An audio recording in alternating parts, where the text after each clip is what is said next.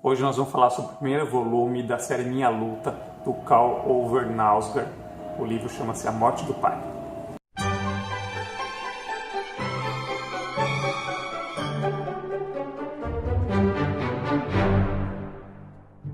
Oi pessoal, tudo bem? Eu sou Humberto, esse aqui é o canal Literário Primeira Prateleira e hoje eu vim falar para vocês desse livro aqui, A Morte do Pai, do Karl Ove Knausgaard, não sei se é assim que se fala, tá? Mas ele é norueguês, um escritor norueguês, que escreveu essa, acho que é uma pentalogia, acho que são 5 volumes e cada um deles bem grandinho. Esse aqui tem 400 páginas, eu sei que esse segundo tem umas 600 páginas, onde ele vai falar sobre a vida dele, né? Então esse primeiro volume se chama A Morte do Pai e o meu interesse veio até em ler esse volume justamente por causa disso, né? Eu já contei aqui várias vezes, eu estou escrevendo um romance sobre a morte do meu pai, sobre a minha relação com meu pai, que faleceu em dezembro passado. Então eu tenho lido tudo que envolve esse tema, até achei legal, já recebi algumas dicas de livros de vocês, então estou indo atrás, estou lendo tudo isso. Eu li o Morreste do José Luiz Peixoto, já fiz resenha, deixo o card aqui para vocês.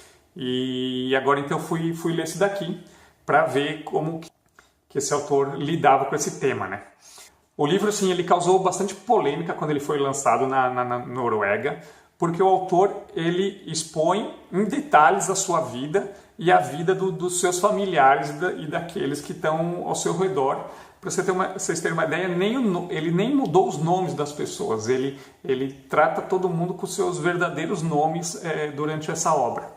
Então, nesse primeiro volume, A Morte do Pai, então, como lógico vocês já deu para perceber, o tema principal seria a morte do pai dele, mas assim, ele começa o livro falando sobre a morte do pai, mas aí ele volta e vai começar a falar das lembranças dele de infância, da relação dele com o pai, dos tempos em que eles viviam juntos e que também viviam separados. Porque é uma família, em alguns momentos eu achei bastante fria, né? Então você tem, são o pai, a mãe e os 2 filhos, homens. Em um momento a mãe ela sai de casa para ir estudar em outra cidade.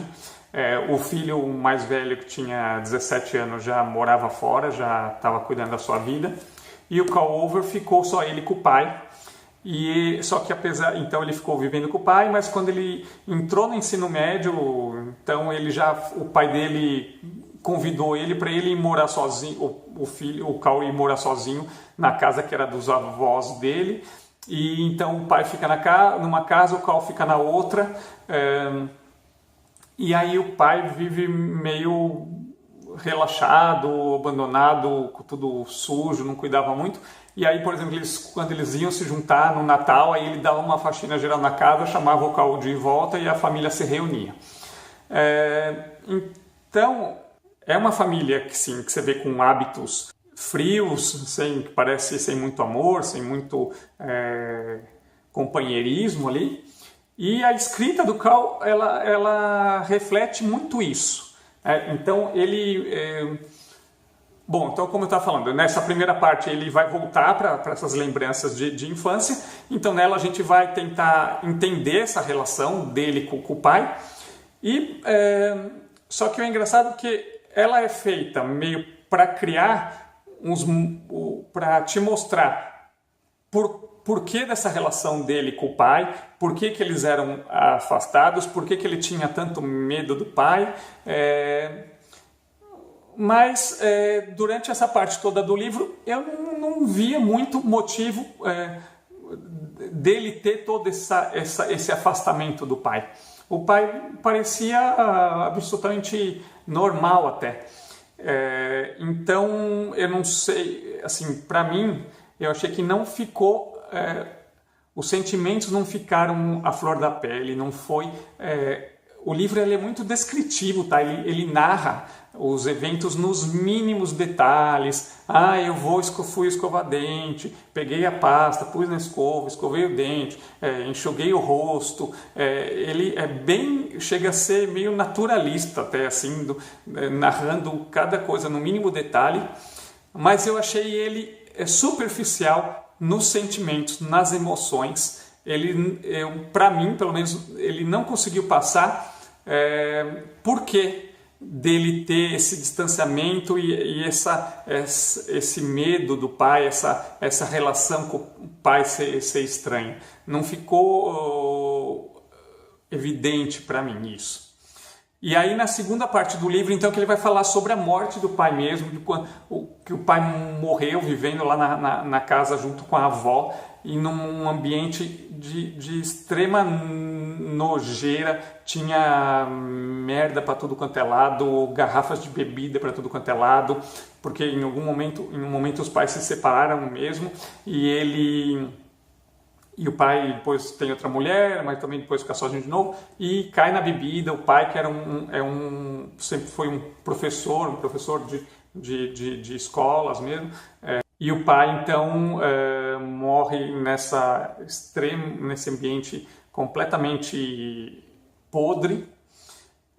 E aí ele vai na segunda parte do livro então contar como ele e o irmão vão lá para casa do pai, onde a avó ainda vivia, a avó estava viva e também vivia naquele ambiente de podridão, e de como eles vão limpando a casa, eles vão arrumando as coisas, preparando para o velório do pai.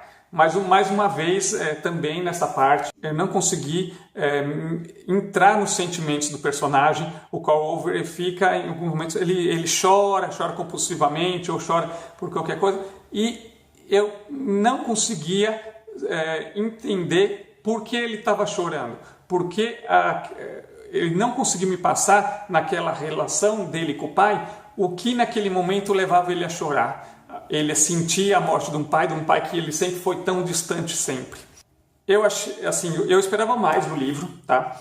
Eu achei a leitura até que ela flui bem, apesar de ser muito descritivo, muito detalhista, de ficar contando minúcias, e que eu acho que até poderia ser assim se isso servisse para fazer a gente penetrar na vida daquela família e nos sentimentos por trás das ações. E isso eu não consegui penetrar. Então, não sei se foi um problema meu com essa leitura, se eu estou influenciado até pelo que eu estou escrevendo, pelo que eu estou vivenciando com a história do meu pai, e tentando escrever, passar o máximo de emoção possível, de sentimento possível daquilo, transformar a minha experiência pessoal tocando nos universais humanos, naquilo que cada um passa em algum momento na vida, pode passar ou já passou em algum momento na vida, tratando de sentimentos, de emoções que são comuns a todo mundo, seja lá qual for a sua história. Então, eu acho que esse é um objetivo de você expor a sua vida dessa maneira. E nesse livro aqui, eu não consegui ver isso.